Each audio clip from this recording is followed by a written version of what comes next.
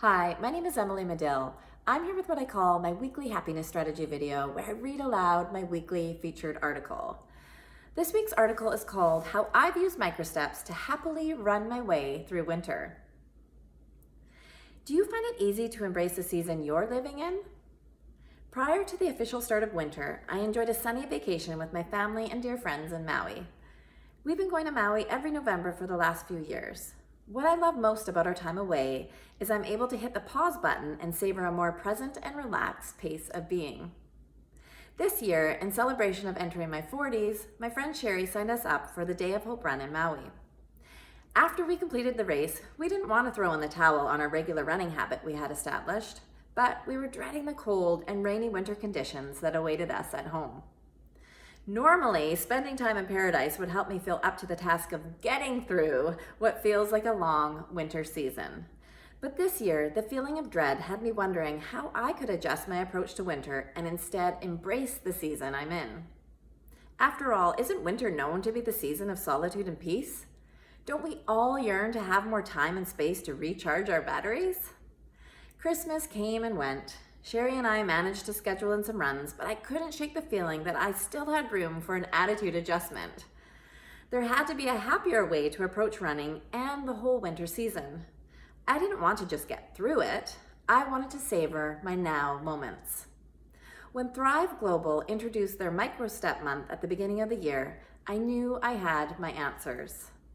Ariana Huffington shares that microsteps are the building blocks of habits. Making even very small changes in our trajectory can, over time, lead us to a very different destination. I wanted to know if it was possible to fully appreciate the winter moments while living in them. My hope was to stop wishing the rest of winter away by daydreaming about Maui or the promise of spring. I also wanted to keep up with a regular running schedule because it makes me feel good. Moving my body outside in the elements seemed like the ideal way to notice winter's landscape through a new lens. Thankfully, Sherry and I had already established a consistent habit of running. We've been running partners, dear friends, and neighbors for years, so keeping our momentum going wasn't a huge leap. The shift I was about to make was all about my attitude. In the past, we would forgo meeting for a run if the weather was miserable. We would let our momentum slide during stretches of less than desirable running weather. This would in turn cause me to wish winter away with even more fervor. Things were about to change. Here's how. My winter microstep. I made a pact to meet Sherry every Monday morning for a run, no matter what the weather was like through the duration of winter. I would approach my time outdoors with a new appreciation for getting to go for a run instead of having to go for a run. Here are my key takeaways. Well, we are nearing the close of winter, and I'm not wishing it away. This feels like an epic win. If anything, I want to slow it down and savor the last stretch of winter. Sherry and I set Monday mornings as our run day. Having an accountability partnership made it easier to follow through each week. According to Scientific American, scheduling workouts with other people has many scientifically proven benefits. Finding a workout buddy ensures you'll be held accountable for skipping a visit. It also makes exercise more fun. There were a few times we enjoyed 3 outdoor runs during one week. On a couple of occasions, we switched our run day to another day in order to make our schedule work. We managed to run at least once per week through the winter weather. We ran in the bitterly cold winter temperatures. We ran through sideways rain and wind. We ran through snow and freezing rain. On one occasion, we slowed our run to a walk because of icy conditions that made running next to impossible. Lacing up my shoes and experiencing the winter elements on a regular basis helped me change the way I feel about winter.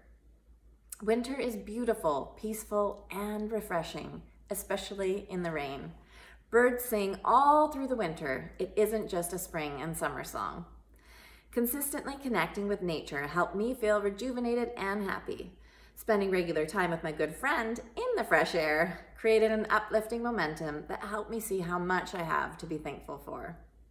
This more accepting way of moving through winter helped me view time in a new way. It's easy to forget about the power in our now moments. We can get caught up worrying about the past or future stories that may never come to pass. Many of us chase our happiness or delay it by wishing we were somewhere other than here, right now. I can't count the number of times I've said, or I've heard others say, I hope winter ends soon. I'm not sure if this is a case of mindless habits that are part of casual conversation. Perhaps it's a telling sign more of us need to stop wishing life away and instead be grateful for today. I'm going to make more of an effort in casual conversation to say something like, wow, what a day, with a smile, of course. Embracing the season before me may have initially felt like it was about rainy weather and powering through outdoor runs. But this microstep journey has truly been about stepping into pace with the speed of my beautiful life in real time. It has been a powerful reminder that we always have a choice in how we feel about the moments before us. We can savor them or wish them away. I'm not sure about you, but I don't want to fall into the trap of ever merely getting through life. Life is a gift. It's meant to be fully savored every step of the way, even when those steps initially feel really hard. So that is my article this week, how I've used Microsteps to happily run my way through winter. And I will include a link below this video to the article in case you want to have a read through. I also included in the article just a fun video diary of all the pictures that Sherry and I had taken through our winter run. So that's also in the article. And I will include the link to that article below this video. It was featured up on thriveglobal.com, and it's also now included on my website. I am honored to be one of Thrive Global's editors at large, so I do share all of my writing on thriveglobal.com as well as on my website, emilymadill.com.